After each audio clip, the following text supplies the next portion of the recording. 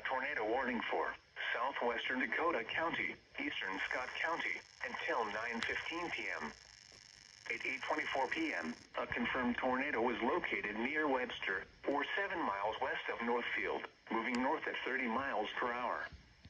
Expected hazards included a damaging tornado. A tornado has been confirmed by law enforcement.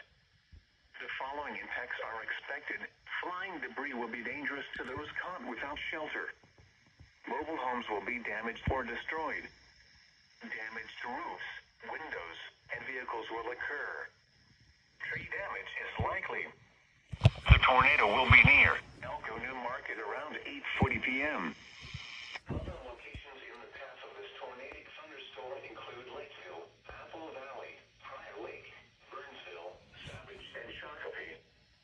This includes Mystic Lake Casino. To repeat, a tornado is on the ground. Take cover now. Move to a basement or an interior room on the lowest floor of a sturdy building. Avoid windows. If you are outdoors, in a mobile home, or in a vehicle, move to the closest substantial shelter and protect yourself from flying debris.